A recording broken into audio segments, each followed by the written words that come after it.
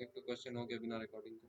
ये है MOV table page 16 नया एडिशन पेज 502 पुराना एडिशन पेज 496। ठीक है, क्वेश्चन 16 ये है उसका आंसर। अच्छा, सेकंड वाले का क्या बोला? डिस्प्ले ऑल द मूवीज मतलब अगेन सेलेक्ट टाइटल कर सकते हैं। Sorted by quantity in descending order, क्या करेंगे? सेलेक्ट टाइटल फ्रॉम एमओवी, उसके बाद क्या बोला है? ऑर्डर बाय क्वांटिटी बोला है ना, तो order by ORDER, order by QTY descending है ना, DESC सेमीकोलन। याद रखना ये सब कैपिटल में लिखोगे, ये ये ये कैप्स में होगा। ठीक है, अगर किसी ने गलत लिखा है तो हमको बोलोगे, कुछ दिक्कत है तो बोलोगे। ठीक है जी। अच्छा, তারপরে display a report.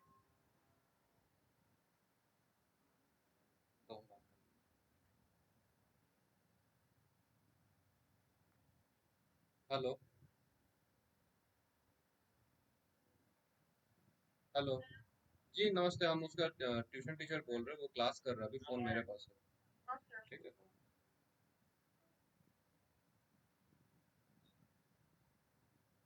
Display the report styling report listing a movie number. मामी का नाम नंबर नाम से कौन सेव करता है रे?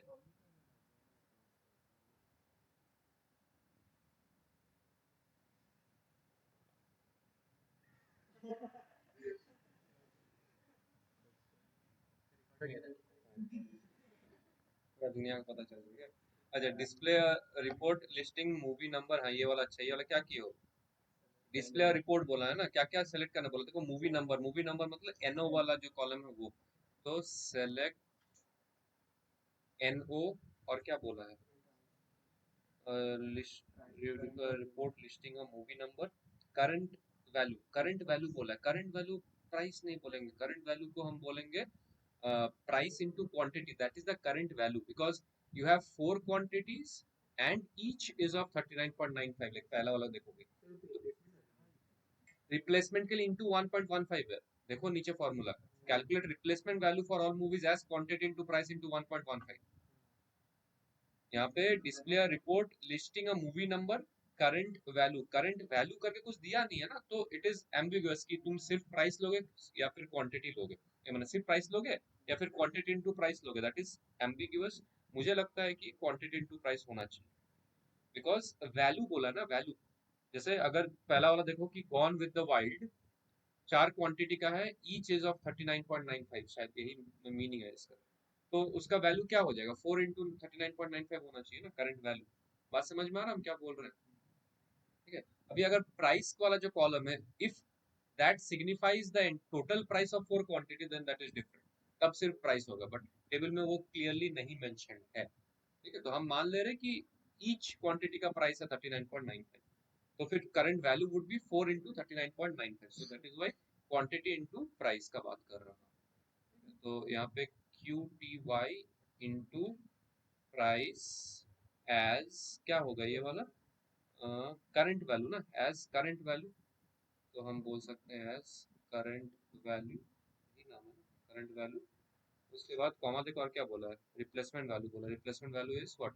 QTY into price into 1.15 as replacement value. ठीक है, हो गया। और फ्रॉम क्या होगा? MO,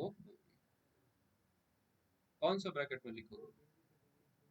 जरूरत नहीं है ना, हम पिछले क्लास में तो बोला फालतू का हम ब्रैकेट नहीं यूज करेंगे, जहाँ जरूरत है वहां करेंगे, यहाँ जरूरत नहीं है। ठीक है, समझ में आया ये वाला? किसी को दिक्कत है कुछ? बोलो, सबका गलत हुआ होगा ये? नहीं, ऐसा एम्बिगुअस क्वेश्चन नहीं रहेगा पेपर में, इसमें है कुछ करने का नहीं है। Okay. इसके बाद question number 17, write the school query for the given teacher table. 17 17 का A, to show all information about the teacher. All information मतलब क्या सेलेक्ट करेंगे, एस्ट्रिस्क, ठीक है। About of history department, history department मतलब डिपार्टमेंट, तो क्या करेंगे, select asterisk from teacher where department, क्या है उसको, डिपार्टमेंट इक्वल टू हिस्टोरी। ये है हमारा आंसर, ठीक है, पूछे। Second, to list the names of female teachers who are in the Hindi department, list the name, सिर्फ name बोला है, तो select name, NAME, from teacher, उसके बाद क्या बोला, फीमेल टीचर, फीमेल टीचर मतलब यहाँ पे सेक्स हो जाएगा फीमेल, एफ, ठीक है, पूरा फीमेल नहीं लिखोगे, एफ लिखोगे, एफ, क्योंकि एम और एफ में आ जाएगा, ठीक है। तो सॉरी, टीचर वेयर, जहाँ पे एंड बोला ना, और भी कुछ बोला है क्या, Hindi department, and department is माने इक्वल टू हिंदी, ठीक है। फिर इसमें इज यूज कर, इस कहाँ यूज करोगे, नहीं नहीं नहीं, department equal to is null के लिए यूज करेंगे, ठीक है, is not is. To list names of all teachers, all teachers का मतलब सेलेक्ट नेम हो जाएगा विद दैट ज्वाइनिंग डेट, मतलब कौन सा है, date of join in ascending order,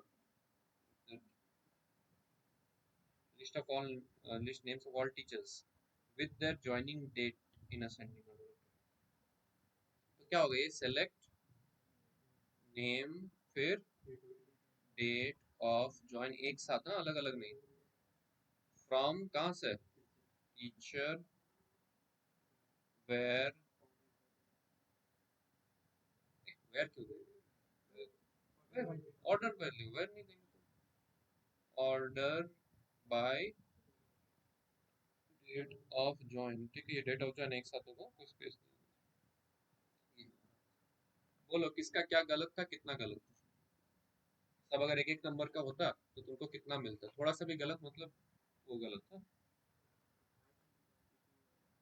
price into quantity ambiguous है, चलो वो मान लेते हैं कि छोड़ दो, बाकी एनीथिंग एल्स, ये तुम असेंडिंग लिखा है कि नहीं लिखा है, कितना पूरा है, কোন 16C কি 17C কি, আচ্ছা এটা বলছিল, একটা ভুল ছিল, আর লিখিসনি, ভুল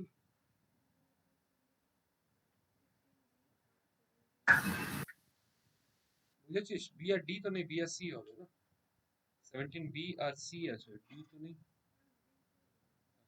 দেখে নে, বুঝতে পেরেছিস, কিছু डाउट, किसी को कुछ डाउट है, कृष्णा तुम तब से लिखे ही जा रहे हैं यार, कौन सा वो 16 का नहीं समझ में आया आपको, बहन जी, अरे তোদের ক্লিয়ার আছে, হ্যাঁ স্যার। ঠিক আছে, চলো फिर टेस्ट अब, अच्छा नया chapter, create table creation and data manipulation का, creating table, chapter 12।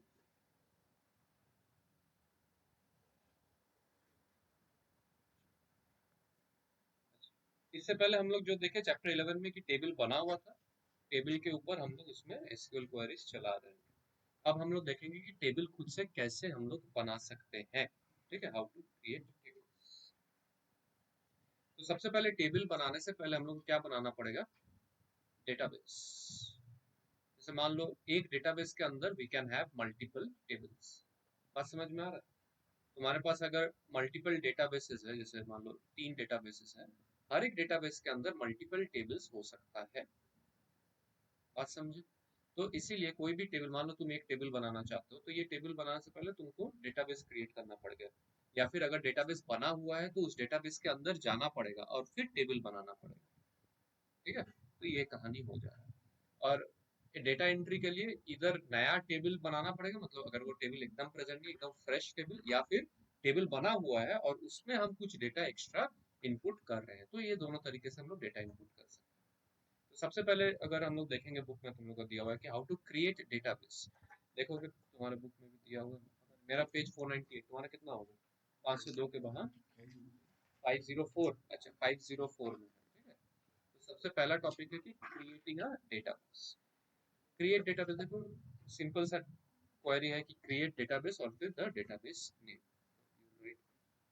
Create database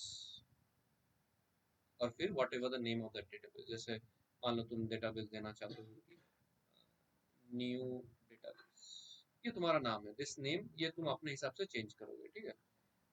ये क्वेरी है, क्रिएट डेटाबेस तुमको लिखना पड़ेगा और फिर you have to give a database name. दूसरा एक है, देखो उसके ठीक नीचे लिखा हुआ है कि create database if not exists, ठीक है। देखो लिखा हुआ है, मतलब create database if not exists new dB. इस तरह से दोनों का डिफरेंस ये है कि मान लो तुम्हारा जो डेटाबेस है उसमें न्यू डीबी नाम का कोई भी डेटाबेस नहीं है, तो फिर ये वाला क्वेरी काम कर जाएगा, एक नया डेटाबेस बना देगा। उस डेटाबेस में कोई टेबल नहीं होगा, बस डेटाबेस होगा, ठीक है। बट अगर मान लो तुम्हारे सिस्टम में ऑलरेडी न्यू डीबी नाम का एक डेटाबेस बना हुआ, इन दैट केस अगर तुम ये क्वेरी चला रहे हो कि क्रिएट डेटाबेस न्यू डीबी, तब वो एरर देगा। क्यों? क्योंकि ऑलरेडी सेम नाम का एक बना हुआ है। बात समझे? सेकंड वाला केस क्या होगा कि अगर डेटाबेस बना हुआ है न्यू डीबी नाम का और तुम सेकंड क्वेरी चला रहे हो जहां पे लिखा हुआ है कि इफ नॉट एग्जिस्ट्स, तो फिर एरर नहीं आएगा, इग्नोर हो जाएगा वो कमांड। मतलब इसमें ये बोला जा रहा है कि अगर न्यू डीबी नाम का डेटाबेस नहीं प्रेजेंट है तो you create a new one, otherwise you ignore it. ये कहानी हो रही है। बात समझे? बैग हटा दो, थोड़ा हो जाने में दिक्कत होगा, इस तरफ रख दो, मेरे तरफ रख दो, बैग से चिपका जाएगा। बात समझे कुछ? ठीक है। तो ये कहानी, अगर तुम ऑलरेडी डेटाबेस प्रेजेंट है और तुम ये क्वेरी चला रहे हो तो it will give an error. तो अगर प्रेजेंट है तो फिर ये चलाने से एरर नहीं आएगा। तो this is like kind of safer to use, error नहीं आएगा इफ नॉट एग्जिस्ट्स। क्लियर है? अब जब तुम डेटाबेस बना लिए हो तो उस डेटाबेस के अंदर जाना पड़ेगा ताकि तुम फर्दर टेबल्स बना पाओ। तो उसके लिए तुम्हारा जो कमांड आएगा दैट इज यूज। यूज और फिर जो भी डेटाबेस तुम बनाए हो उसका नाम, जैसे in this case new dB. इसमें क्या होगा, जैसे हम ये यूज न्यू डीबी लिखेंगे, हम उस न्यू डीबी डेटाबेस के अंदर आ गए। अब इसके अंदर हम चाहे तो कितना भी हम टेबल बना सकते हैं। बात समझ में आया? ठीक है। तो इस तरह से काम करता है, ठीक है। अभी मान लो तुम बाद में लॉगिन करते हो और फिर तुमको पता नहीं कि क्या क्या डेटाबेस बना हुआ है, तो तुम क्या करोगे, तुम लिखोगे शो डेटा।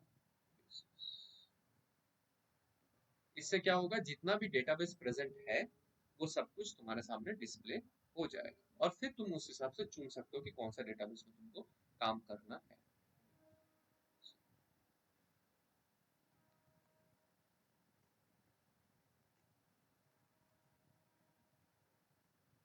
शो डेटाबेसेस किया तो मेरे पास देखो इतना सारा, शो डेटाबेसेस करने से मेरे पास इतना सारा डेटाबेस है। अब मैं चाहूँ तो किसी में भी जाके फर्दर उसमें काम कर सकता हूँ। जैसे मान लो मुझे न्यू डीबी में जाना है, तो मैं क्या लिखूंगा न्यू डीबी में जाने के लिए?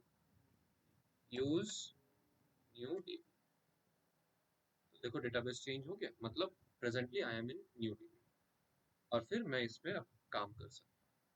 अब न्यू डीबी में अगर मैं आ गया और मैं चेक करना चाहता हूँ कि इस डेटाबेस के अंदर कोई टेबल्स है कि नहीं, तो मैं क्या लिखूंगा? Show tables.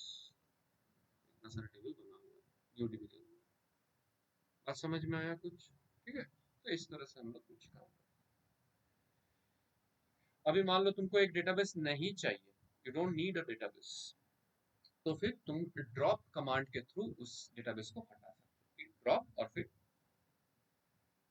डेटाबेस अंदर डेटाबेस नेम, उससे तुम्हारा हट जाएगा। सिमिलरली टेबल को हटाने के लिए हम लोग ड्रॉप कमांड का यूज करेंगे आगे जाके। देखो पहला पेज में यही 3 चीज लिखा हुआ है। सबसे पहले क्रिएटिंग डेटाबेस, उसके बाद ओपनिंग डेटाबेस और उसके बाद रिमूविंग डेटाबेस। चेक कर लो, एक बार गो थ्रू कर लो।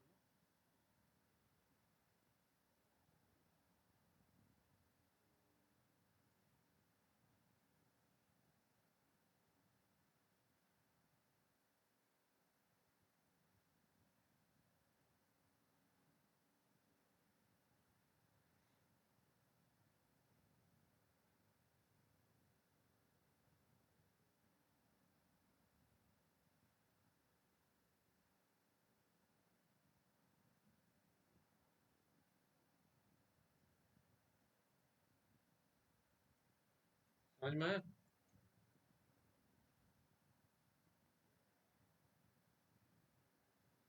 ठीक है, लिख लोगे।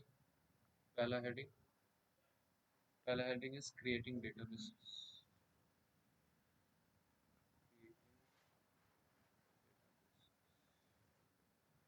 इसके अंदर हमारा पहला command,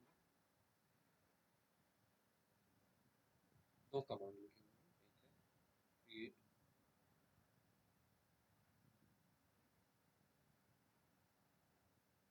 create database,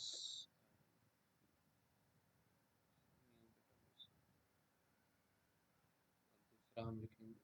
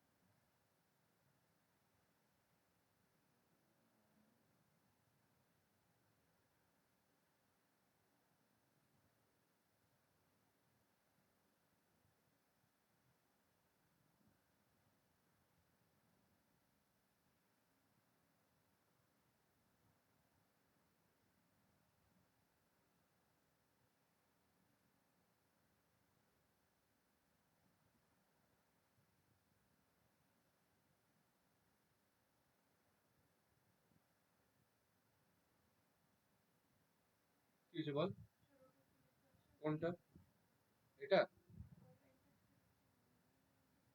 Will first check whether a database by the mentioned name already exists or not.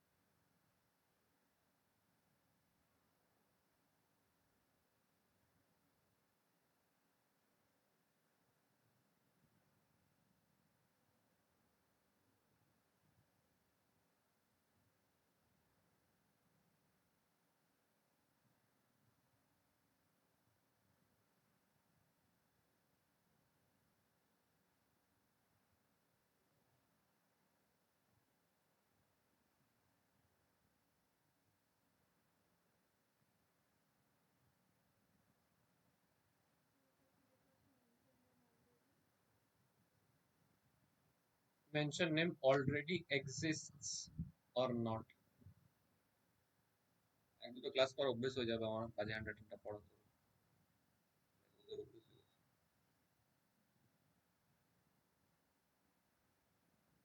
पहला वर्ड और लास्ट वर्ड लिखेंगे उसी में समझ जाओगे क्या लिखा। नहीं देखते रील सब, मेडिकल दुकान में गया है, पेन चेक किया, ऐसे ऐसे ऐसे, पीछे से कंपाउंडर आया, बोला ओहो ये मेडिसिन दे दिया मेडिसिन।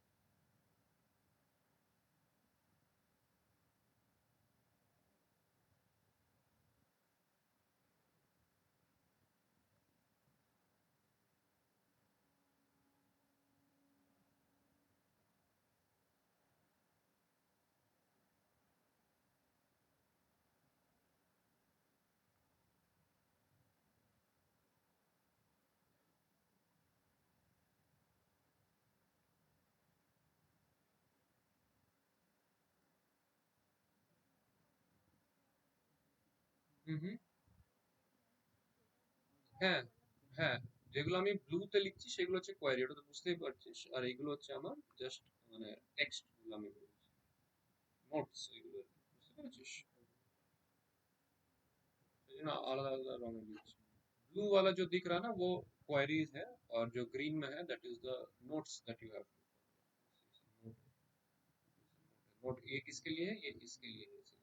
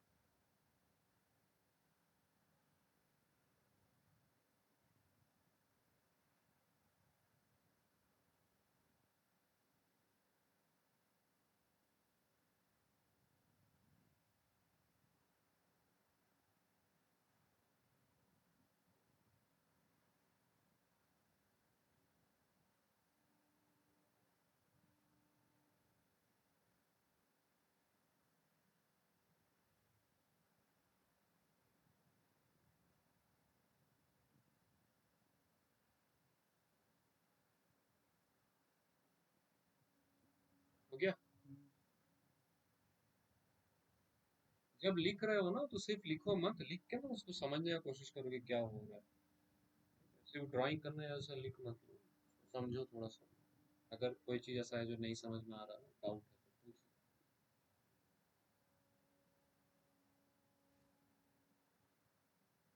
क्या होगा? तो हम लोग क्या देखें, एक है कि डेटाबेस क्रिएट करना, उसके बाद उस डेटाबेस को यूज करना, और फिर उस डेटाबेस के अंदर मतलब डेटाबेस का काम हो जाने से उसको डिलीट या फिर ड्रॉप कर देना। अभी हम देखेंगे कि डेटाबेस के अंदर टेबल कैसे बनाया जाए। ठीक है, तो टेबल बनाने के लिए हम लोग क्रिएट टेबल वाला कमांड यूज करेंगे। क्रिएटिंग टेबल्स,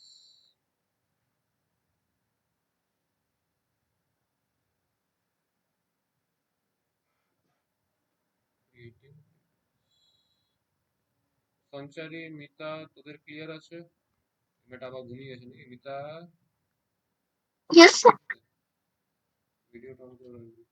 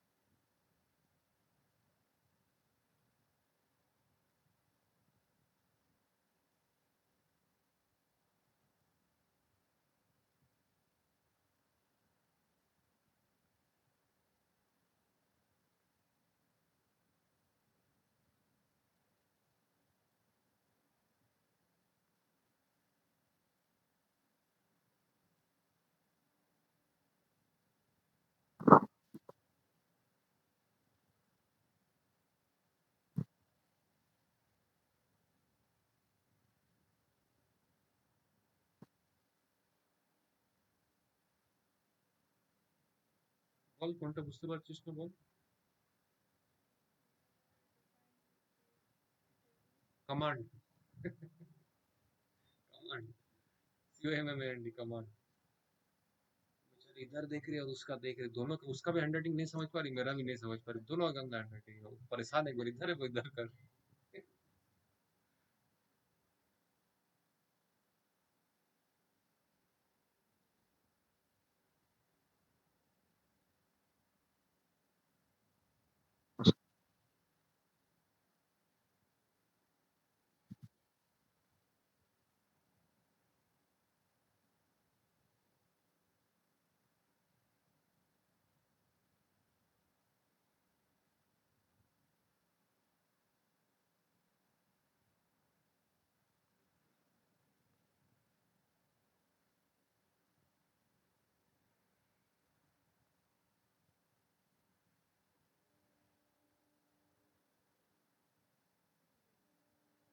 কোনটা বলতো?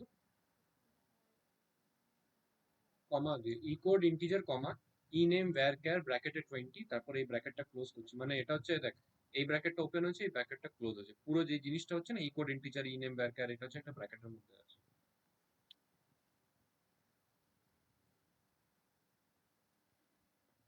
हो गया?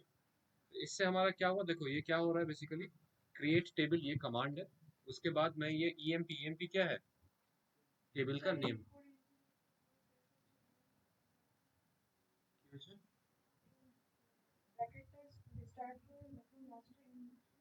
হ্যাঁ এই যে এখানে এই ব্র্যাকেটটা এখানে শুরু হলো আর এটা এখানে শেষ হলো, তার ভেতরে এই জিনিসগুলো আছে, ঠিক আছে।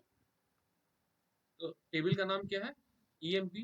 ईएमपी एक टेबल क्रिएट हो गया, इसके अंदर हमारा कितना एट्रीब्यूट्स है, दो, एक है ई कोड और दूसरा है ई नेम।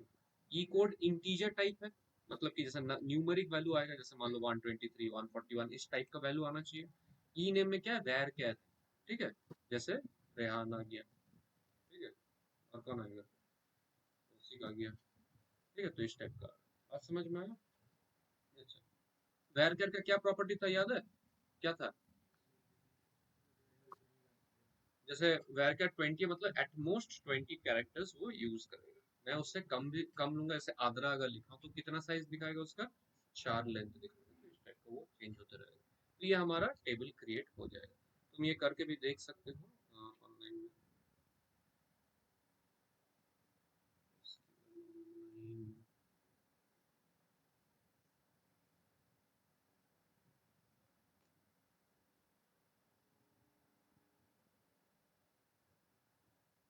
मान लो देखो यहाँ पे फिलहाल टेबल्स क्या क्या अवेलेबल टेबल्स है, कस्टमर है, ऑर्डर्स है और शिपिंग्स है, ये 3 टेबल्स प्रेजेंट है। हम अलग से एक करेंगे, क्या लिखेंगे, सेलेक्ट क्रिएट लिखेंगे ना, क्या क्रिएट, फिर टेबल, कुछ भी नाम है, मान लो ये एमपी नाम का देते हैं, उसके बाद क्या करेंगे, ब्रैकेट, ब्रैकेट के अंदर जो भी हम उसमें कॉलम्स रखेंगे, जैसे यहाँ पे था ई कोड, ई कोड क्या था, इंटीजर टाइप का था, मतलब इंटीजर डेटा वो स्टोर करेगा, कॉमा देके मैं क्या लिखा था, ई नेम था, जो कि वैर कैर था, और उसका साइज वैर कैर के साथ साइज देना पड़ेगा, ठीक है, कितना लेंथ का होना है, फिर बंद हो गया मेरा, तो इसको हम यहाँ पे रुक सकते हैं और semicolon, फिर रन इसकी। देखो SQL query successfully executed, however the result set is empty। empty obviously ना, मैंने कुछ वहाँ पे तो वैल्यूज नहीं दिया है ना, तो देखो यहाँ पे ये आगे क्रिएट हो गया, देखो ई कोड और ई नेम है ना, ईएमपी टेबल ई कोड ई नेम, एम्प्टी दिखा रहा, कुछ भी वैल्यू नहीं है ना, मैंने वैल्यूज इनपुट नहीं किया, मैंने सिर्फ टेबल क्रिएट किया। बात समझ में आया? तो उस टाइप का, अच्छा, तो इस टाइप का अगर मुझे मान लो एक और क्रिएट करना है कि क्रिएट टेबल, मान लो मैं बोलता हूँ स्टूडेंट, स्टूडेंट में क्या रखूंगा, आईडी रखूंगा पहले, है ना, इंटीजर रखूंगा, उसके बाद नेम रखूंगा, जो कि वैर कैर हो जाएगा, साइज 20 हो गया, फिर मेल फीमेल रखूंगा, है ना, तो और इसका हो जाएगा कैरेक्टर रख दूंगा, इसका कैरेक्टर 1, बिकॉज इधर एम और एफ रखूंगा, ठीक है, इस टाइप का, और बस खत्म हो गया मामला। however result set is empty successfully executed, तो यहाँ पे हो जाना चाहिए मेरे स्टूडेंट वाला, स्टूडेंट टेबल क्रिएट हुआ, इसमें 3 एट्रीब्यूट्स है, आईडी, नेम और सेक्स के लिए, जहाँ पे मेल फीमेल आएगा, बट यहाँ पे कोई डेटा है नहीं तो एम्प्टी आ गया। जैसे अगर मैं डेटा इनपुट करता हूँ तो मान लो आईडी हो जाएगा सपोज 101, ठीक है, नेम हो गया मान लो अभिषेक, और यहाँ पे मेल, माने एम आएगा सिर्फ, ठीक है, तो इस टाइप का हमारा डेटा इनपुट होगा। बात समझ में आया? कुछ दिक्कत है? खुद से करके एक बार देख लो ऑनलाइन में। देखो ऑनलाइन में कुछ ही काम करेगा, सब कुछ नहीं काम करेगा, जैसे हम लोग पहले भी देखे हैं, तो इसके लिए लैपटॉप में इंस्टॉल करना पड़ेगा। तुम लोग आराम से कर लेना, 12 खत्म हो जाएगा, उसके बाद छुट्टी मिलता है ना 12 के बाद, कॉलेज से पहले, उस टाइम कर लेना है, क्या करेगा,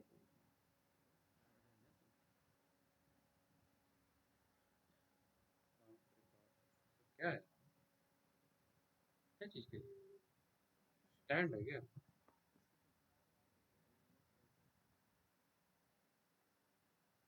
करके देख लो, समझ में आ जाएगा, कुछ दिक्कत हो रहा है तो पूछना।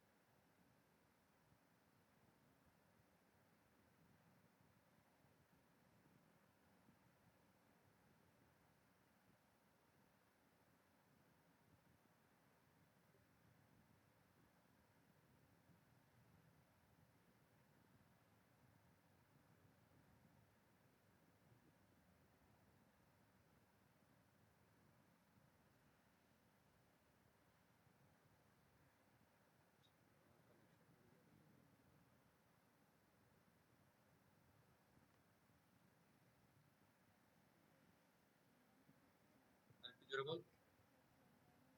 হ্যাঁ লেখা যাবে, কেন যাবে, কেন লেখা যাবে না? যেমন তুই এইগুলো এখানে যেমন কোয়েরি গুলো লিখছিলি, এই যে চ্যাপ্টার 11 এই যে যা যা কোয়েরি, এগুলো সেম লাইন লিখছি বা তুই আলাদা লাইনে লিখছিস, কোনো অসুবিধা নেই।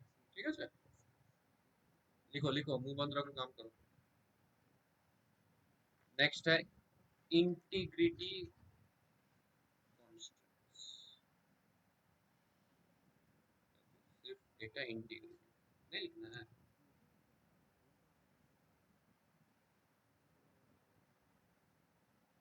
डेटा इंटीग्रिटी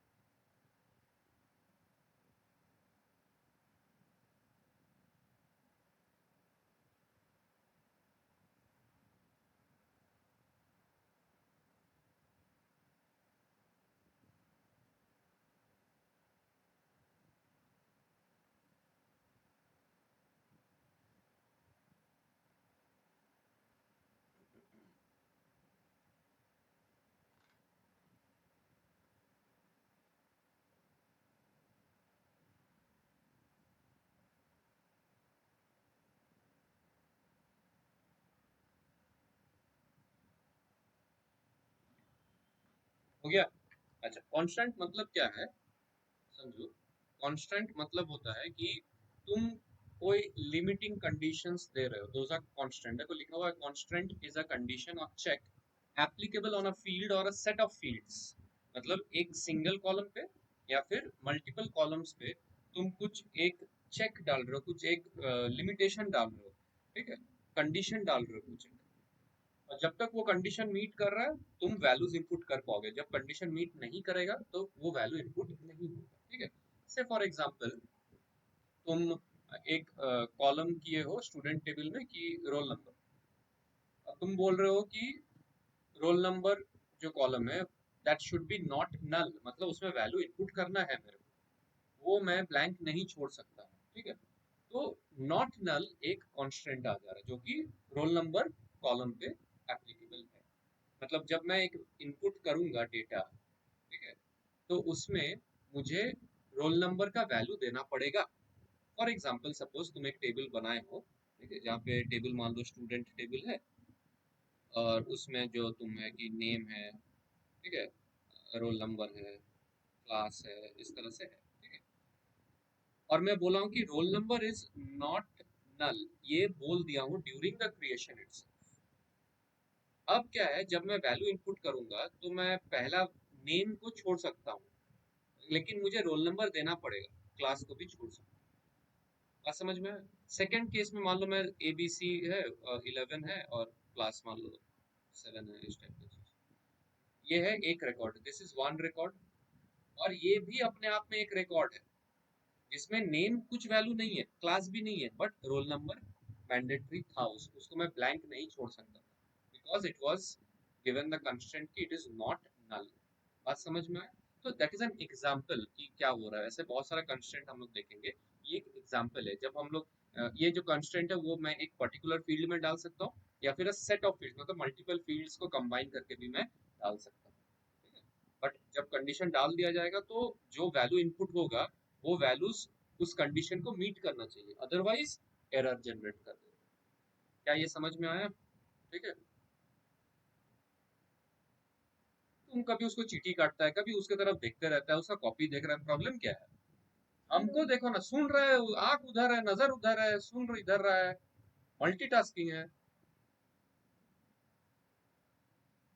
इतना गहरा दोस्ती ठीक नहीं है भाई, बहुत ज्यादा गहरा हो जाए। इतना गहरा दोस्ती मेरे पास हो कुछ ही देर के लिए, हमको देखो, उसी को देख रहा था उसे, हमको देखो, हमको भी अच्छा लगा कि तुम हमको देख रहे हो। कुछ ही देर के लिए आते हो, पल भर के लिए चल जाते हो फिर।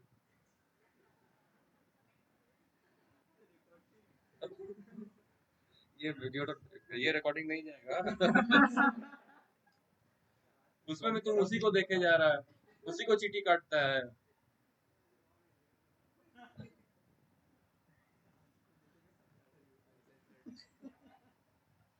आज वाला अपलोड नहीं। धीरज बेचारा नहीं पढ़ पाएगा आज, तो दिन भी नहीं पढ़ पाएंगे। क्या बोल रहे थे? हाँ? तुम ही लोग बेटे इसको काट के ना, तुम ही लोग मीम बना के भेजेगा फिर। हाँ, पूरा तो भूल गया फिर, क्या पढ़ा रहा था यार? कंस्टेंट, हाँ कंस्टेंट, हाँ। अच्छा, कंस्टेंट में फिर कंस्टेंट दो टाइप का है, डेटा एंट्री क्या बोला है?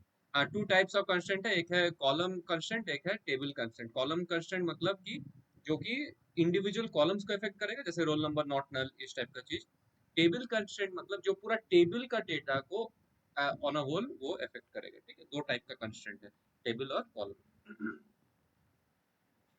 फिर तो एक एग्जांपल इसका लिखते हैं, जैसे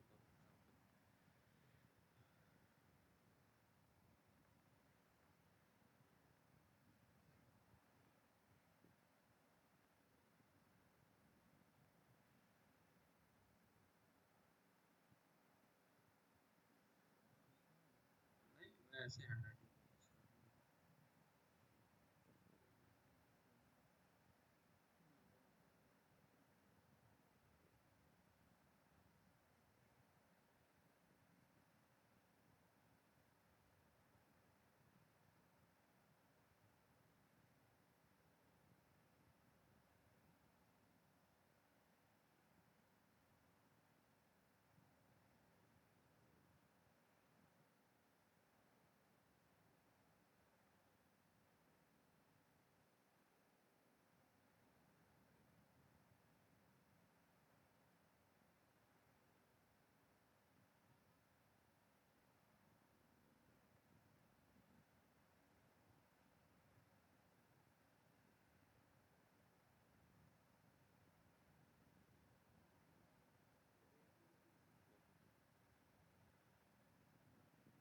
ये क्या टेबल है?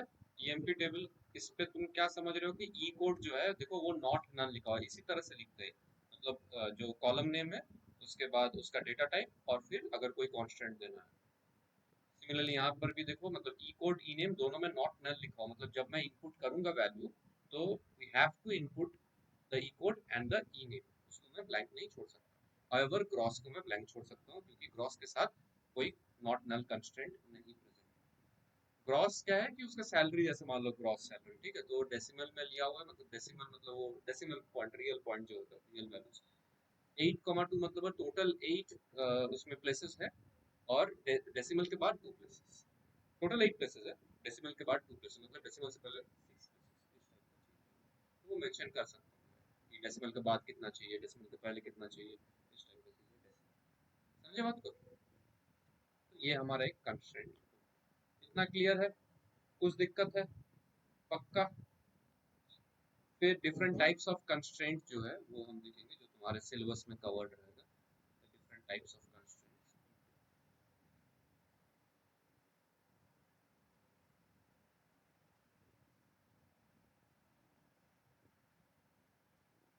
Different types, total 8 digits after this, total 8, तो हाँ, nice.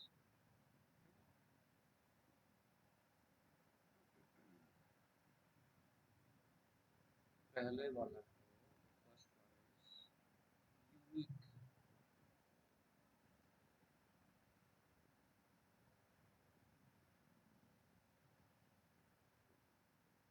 यूनिक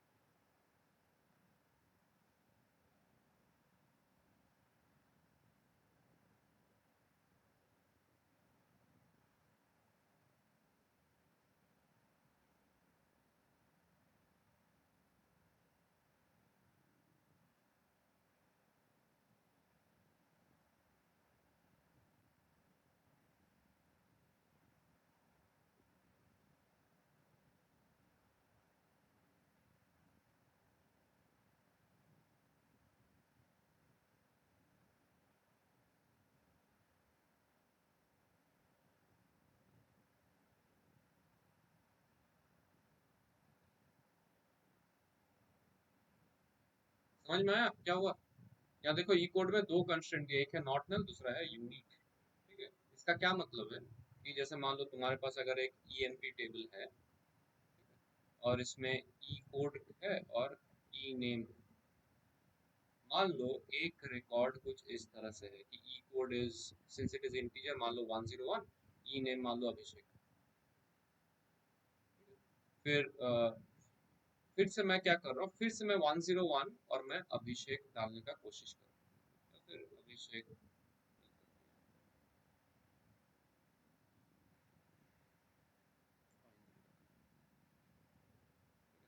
अब देखो ये वाला जो सेकंड रिकॉर्ड है, इसमें देखो दोनों ई कोड सेम हो जा रहा ना, तो जैसे ही मैं ये रिकॉर्ड डालने का कोशिश करूंगा मेरा एरर आएगा। क्यों एरर आएगा? क्योंकि E code had to be unique. Unique मतलब कि उसका वैल्यू एकदम डिस्टिंक्ट होना पड़ेगा, सेम वैल्यू नहीं काम करेगा। अगर ये यूनिक कांस्टेंट नहीं लगाता यहाँ पे तो मेरा ये दोनों काम कर जाएगा, सक्सेस हो जाएगा। समझे कुछ? ठीक है, क्योंकि देखो दोनों नाम अलग है ना, तो अल्टीमेटली दो रिकॉर्ड अलग अलग हो जाता, तो कोई दिक्कत नहीं था अगर यूनिक कांस्टेंट नहीं होता। नॉट नल दिया हुआ, चलो नॉट नल यहाँ पे वैल्यूज दिया हुआ, कोई इशू नहीं है, बट यूनिक भी दिया हुआ ना, तो उसको एकदम डिस्टिंक्ट होना पड़ेगा, ये उसका कहानी है। सेम नेम डालता हो तो एग्जैक्टली हूबहू सेम होता है ना, तो वो भी एरर आ जाता। तुम सेम रिकॉर्ड दो बार नहीं प्रेजेंट रह सकता है ना, पहला दिन पढ़ा था same record, exactly same record नहीं हो सकता, थोड़ा बहुत अलग होना ही पड़ेगा, तब तो डेटा रिडंडेंसी हो जाएगा उसमें। फिर इसके बाद प्राइमरी की constraint,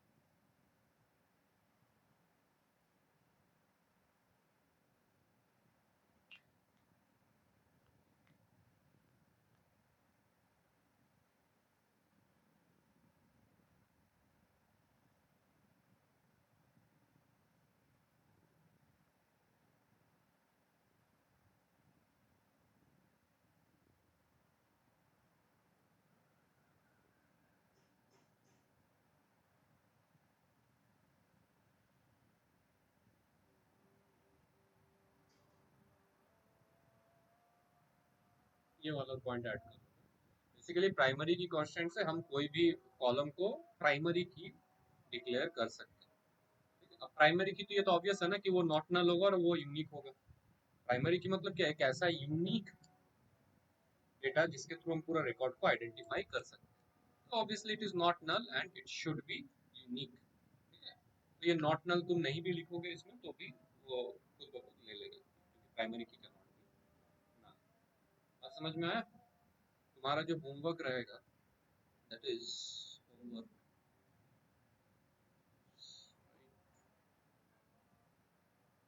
difference between unique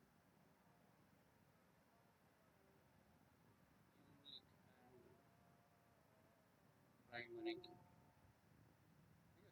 unique and primary की कॉन्स्टेंट्स, ये दोनों कॉन्स्टेंट्स का तुमको लिखना है। समझे? अभी तक का कुछ दिक्कत जो भी लिखवाए हैं, एनी डाउट? नहीं? और दूसरा होमवर्क है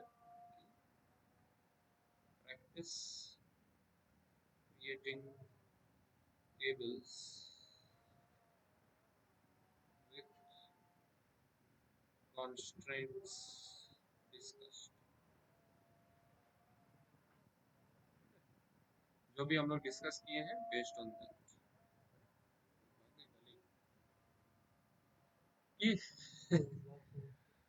practice creating tables with the constraints discussed. ठीक है?